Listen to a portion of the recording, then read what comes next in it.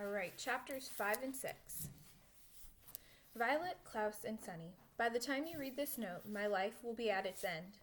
My heart is as cold as Ike, and I find life unbearable. I know your children may not understand the sad life of a dowager, or what would have led me to this desperate act. But please know that I am much happier this way. As my last will and testament, I leave you three in the care of Captain Sham, a kind and honorable man. Please think of me kindly, even though I'd done this terrible thing. Your Aunt Josephine. Stop it, Violet cried. Stop reading it out loud, Klaus. We know what it says.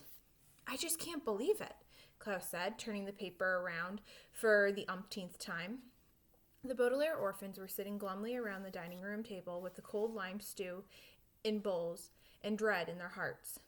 Violet had called Mr. Poe and told him what had happened, and the Baudelaires, too anxious to sleep, had stayed up the whole night waiting for him to arrive on the first fickle ferry of the day.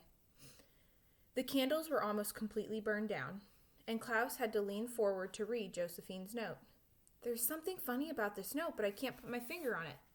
How can you say such a thing? Violet asked.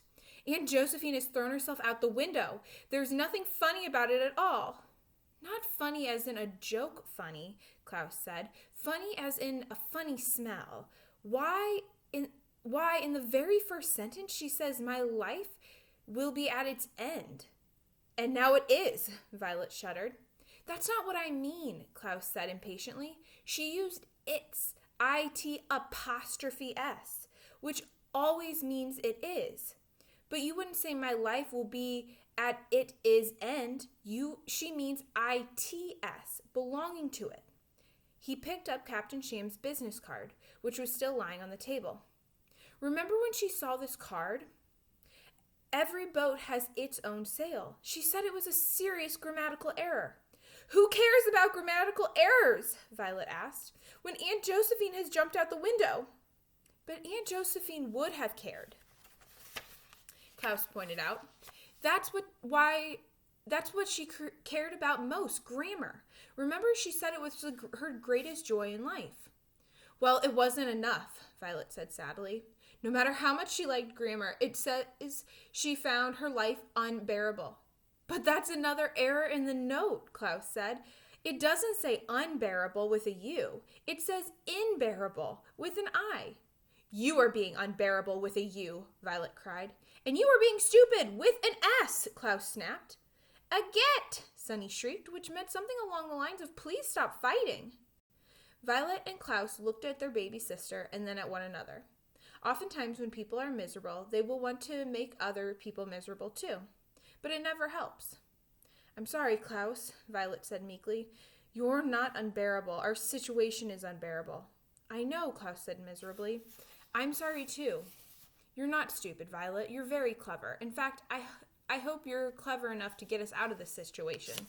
Aunt Josephine has jumped out the window and left us in the care of Captain Sham. And I don't know what we can do about it. Well, Mr. Poe is on his way, Violet said. He said on the phone that he would be here first thing in the morning, so we don't have long to wait. Maybe Mr. Poe can be of some help. I guess so, Klaus said.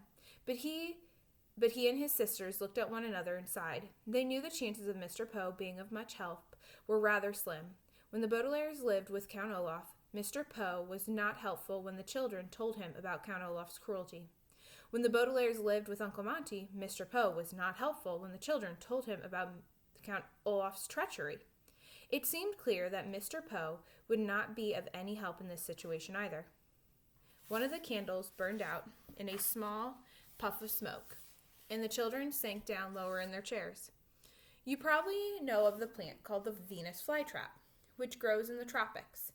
The top of the plant is shaped like an open mouth with toothpick spikes around the edges.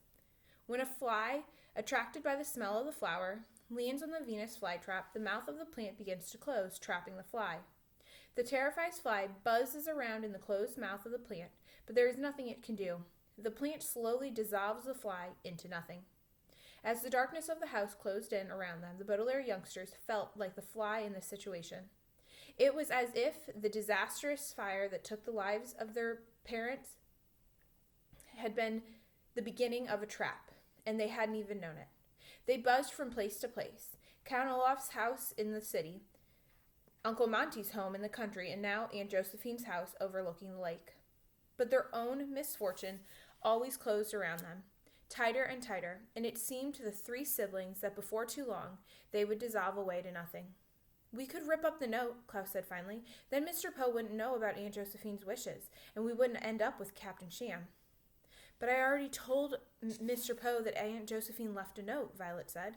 "Well, we could do a forgery," Klaus said, using a word which here means write something yourself and pretend somebody else wrote it. "We'll write everything she wrote, but we'll leave out the part about Captain Sham." "Aha!" Sunny shrieked. This word was a favorite of Sunny's, and unlike most of her words, it needed no translation. What Sunny meant was aha, an expression of discovery. "Of course," Violet cried. "That's what Captain Sham did. He wrote this letter, not Aunt Josephine." Behind his glasses, Klaus's eyes lit up. "That explains it!" "That explains unbearable," Violet said.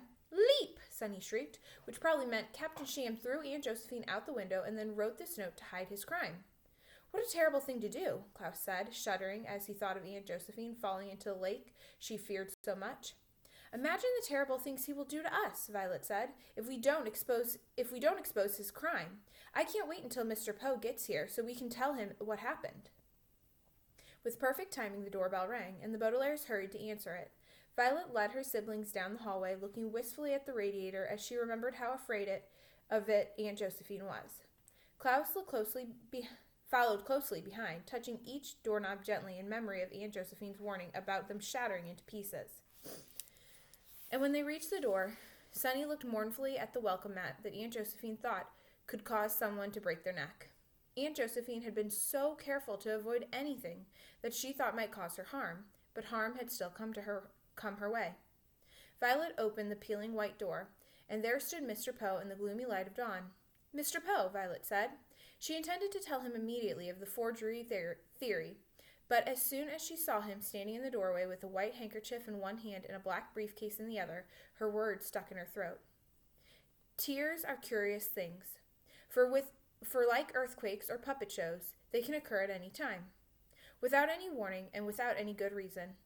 "Mr. Poe," Violet said again, and without any warning, she and her siblings burst into tears. Violet cried, her shoulders shaking with sobs, and Klaus cried, the tears making his glasses slip down his nose. And Sunny cried, her open mouth revealing her 4 teeth. Mr. Poe put down his briefcase and put away his handkerchief. He was not very good at comforting people, but he put his arms around the children the best he could and murmured, "There, there," which is a phrase some people murmur to comfort other people, despite the fact that it doesn't really mean anything. Mr. Poe couldn't think of anything else to say that might have comforted the Baudelaire orphans. But I wish now that I had the power to go back in time and speak to these 3 sobbing children. If I could tell the Baudelaires that, like earthquakes and puppet shows, their tears were occurring not only without warning, but without good reason. The youngsters were crying, of course, because they thought Aunt Josephine was dead. And I wish I had the power to go back and tell them that they were wrong. But of course I can't. I am not on top of the hill overlooking Lake Lachrymose on that gloomy morning. I am sitting in my room in the middle of the night, writing down this story and looking out my window at the graveyard behind my home. I cannot tell the Baudelaire orphans that they are wrong, but I can tell you, as the orphans cried in Mr. Poe's arms, that Aunt Josephine is not dead. Not yet. Chapter 6. Mr. Poe frowned, sat down at the table, and took out his handkerchief. "Forgery," he repeated.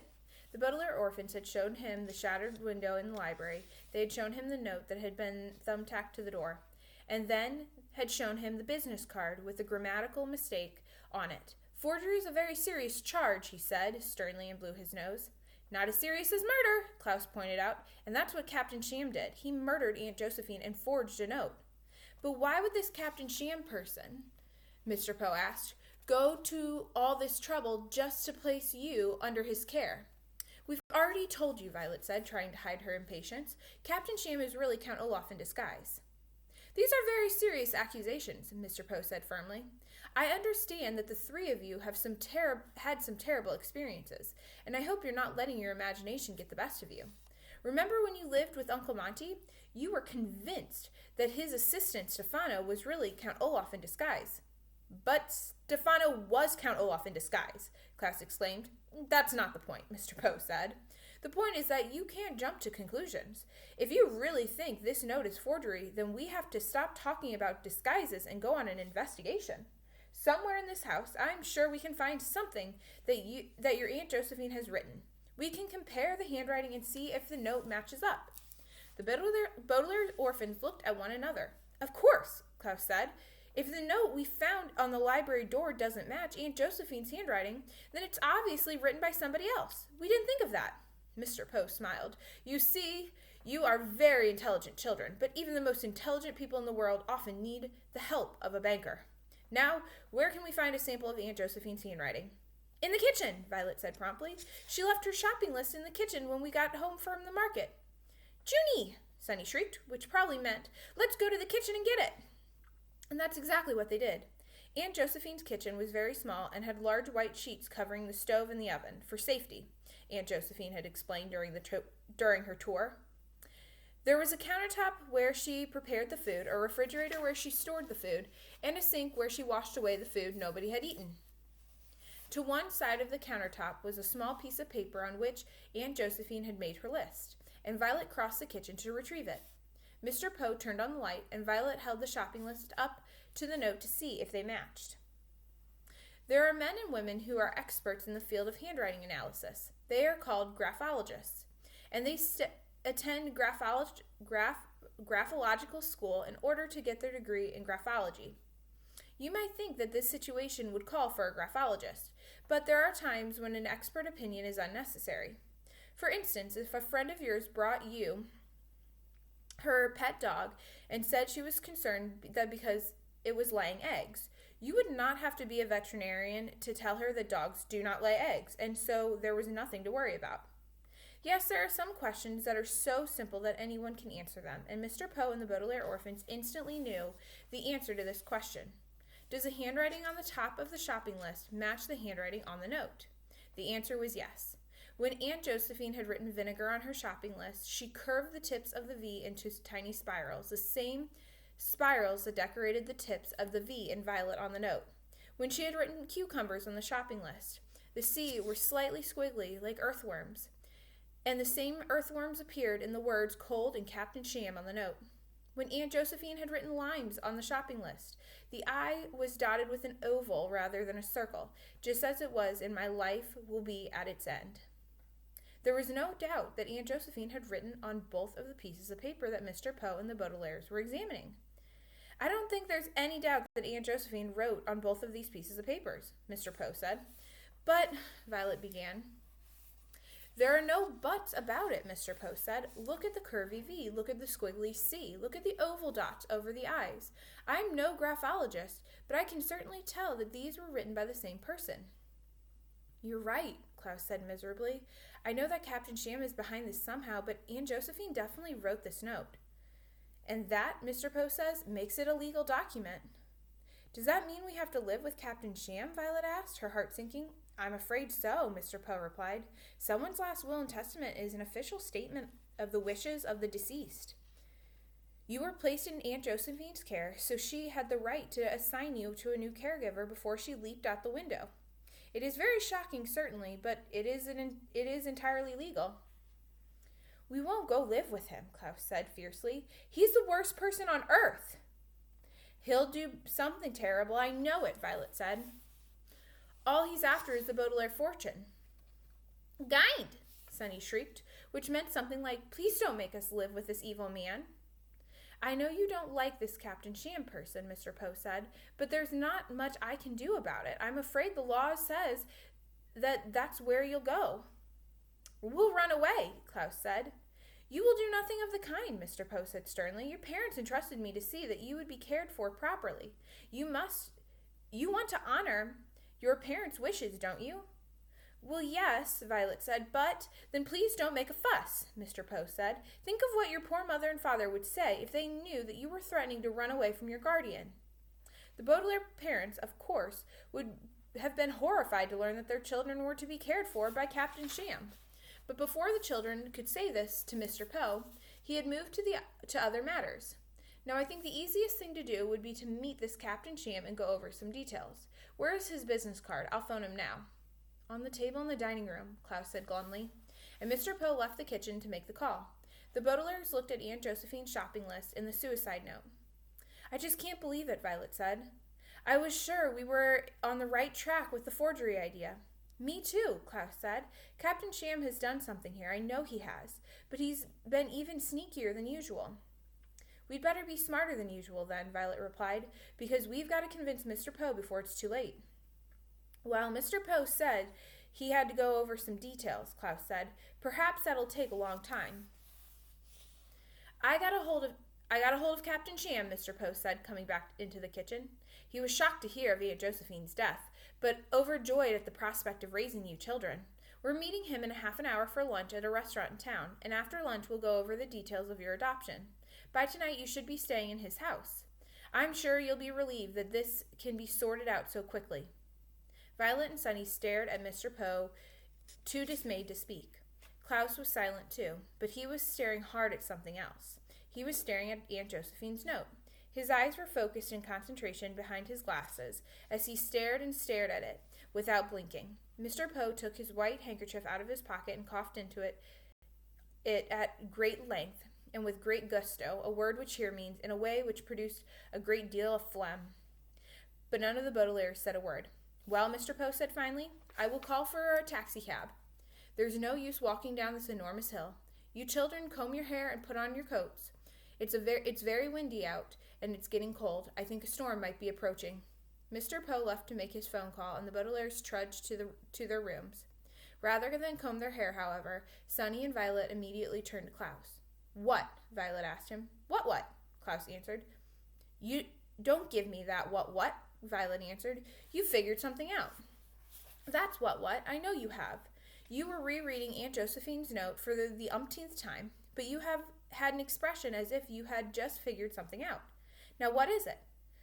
I'm not sure, Klaus said, looking over the note one more time. I might have begun figuring something out, something that could help us, but I need more time. But we don't have any time, Violet cried. We're going to have lunch with Captain Sham right now. Then we're going to have to make some more time somehow, Klaus said determinedly. Come on, children, Mr. Poe called from the hallway. The cab will be here at any minute. Get your coats and let's go.